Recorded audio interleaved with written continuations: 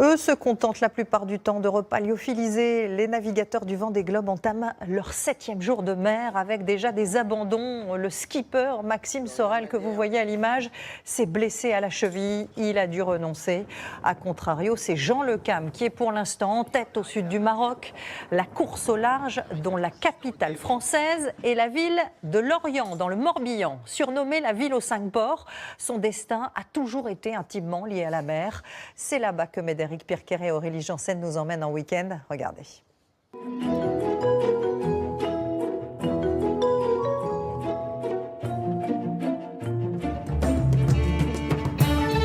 Lorient, une ville typique de l'architecture d'après-guerre, où le béton est présent jusqu'au sommet des églises.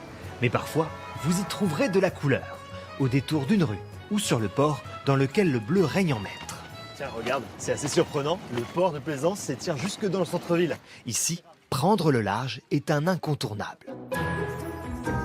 Pour 22 € par personne, nous naviguons pendant 1 heure à bord de ce voilier, sous le commandement de Philippe, un skipper professionnel. Qui tire sur la drisse de grand voile comme une brute maintenant? Nous sommes volontaires et nous ne ménageons pas nos efforts. Un week-end sportif. Et humide un peu là.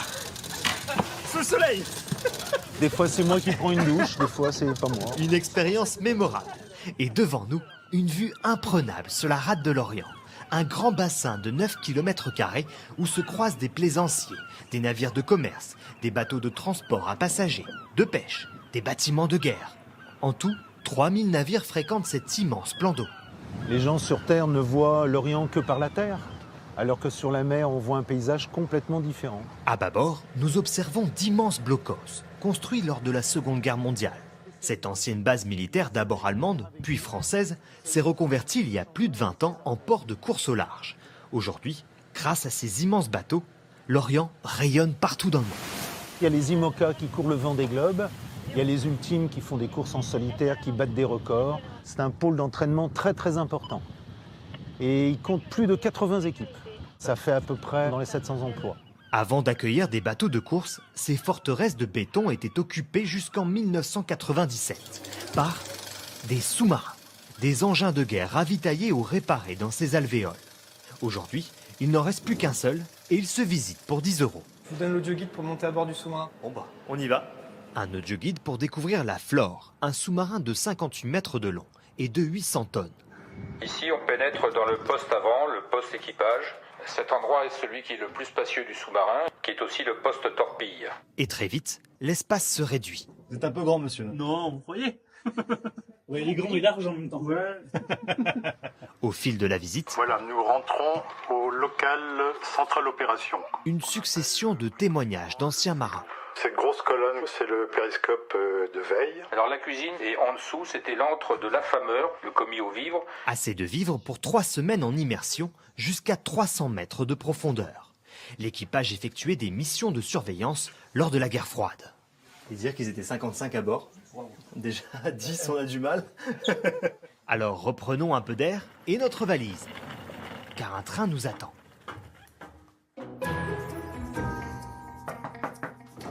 Bonjour. Je vous attendais, entrez. Venez. Attention, c'est un petit peu étroit. Nicolas est le chef de bord de cet autorail Picasso des années 50, entièrement réaménagé. Là, les sièges de train, les tablettes de train, comme à l'époque. Là, on a le petit coin salon. Et maintenant, on va aller voir la chambre. D'accord. Le lit double. Et là, là, la cabine du conducteur. et bah, elle est ici. Vous pouvez même monter dedans. Ça, tout est resté vraiment dans son jus avec le compteur. Hein. T'es pas trop à l'étroit, Aurélie? Non, mais j'ai envie de toucher à tous les boutons. Tchic. L'auberge du chemin de fer propose 2 hébergements, dont un studio à 80 € la nuit. Charmant. Ce wagon d'époque s'est offert une nouvelle vie en 2015 grâce à de nombreux bénévoles qui ont retroussé leurs manches. Il est venu en convoi exceptionnel par la route et là on a une ancienne voie de chemin de fer derrière, donc ils ont mis une grue de chaque côté, ils l'ont levé et pour le poser ici et en dessous on a mis vraiment une voie de chemin de fer aussi pour qu'il soit posé et droit bien sûr. Sur des rails. Sur des rails, bah oui sinon ça n'a pas le même charme. Une immersion totale avec une vue sur la voie ferrée Lorient-Paris. Vous connaissez l'expression « un train peut en cacher un autre ». Eh bien ici, juste derrière notre wagon, le train cache un restaurant. Les 2 merlus.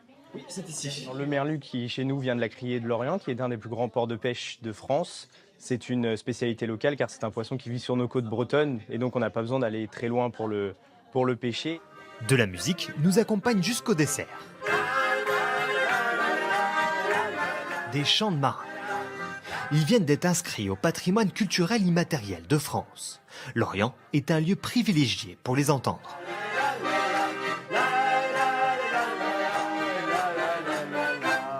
Pour nous, c'est partie de notre patrimoine et puis c'est une chanson facile à chanter, facile à jouer. C'est un hommage aussi que l'on rend à tous ces travailleurs de la mer.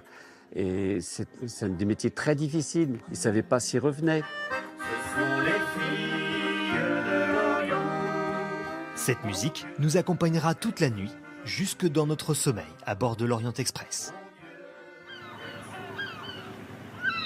Le lendemain matin, nous prenons à nouveau le large, mais cette fois-ci pour un bon plan à bord d'un bateau-bus.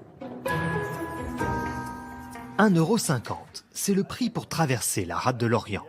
Cap sur Port-Louis, une petite cité de caractère connue pour sa citadelle du XVIe siècle. Bonjour, 2 entrées s'il vous plaît. Pour 10 € par personne, nous pouvons déambuler le long des remparts pour admirer, Vue sur toute la rade. Et même sur l'île de Groix. mais aussi explorer 2 musées. Un dédié à la marine et l'autre à la Compagnie des Indes françaises, aux nombreux trésors. Ici, on a une grande tenture, en fait, en indienne, des Indes. Les porcelaines de Chine, les lacs de Chine, que les aristocrates, notamment du XVIIIe siècle, adoraient collectionner parce qu'ils trouvaient ça étrange, bizarre. Des marchandises rapportées par les navires de la Compagnie des Indes, fondée ici, au XVIIe siècle. À l'époque, jusqu'à la Révolution française, cette compagnie maritime avait un monopole commercial vers l'Orient. Pour faire fonctionner cette compagnie de commerce maritime, il faut une infrastructure portuaire ici en métropole et une ville va émerger en fait de cette présence humaine. Elle prend pour nom l'Orient, c'est-à-dire le point cardinal vers lequel s'élancent les bateaux. Depuis, la citadelle a toujours veillé sur l'entrée de la rade de l'Orient et sur la plage en contrebas. Et surprise, même en novembre, les Bretons se baignent. Mais à Port-Louis, on se baigne toute l'année. Il fait toujours bon. Vous allez pouvoir tester. Pourquoi pas? Voilà, la cabine numéro 1 pour vous, ça ira? 2 € la location d'une cabine de plage. 14 degrés à l'extérieur, Eh ben c'est parti. 14 degrés dans l'eau. Même température et pourtant, une sensation vivifiante. Notre week-end s'achève sur une note iodée, bercée par les vagues de l'Atlantique.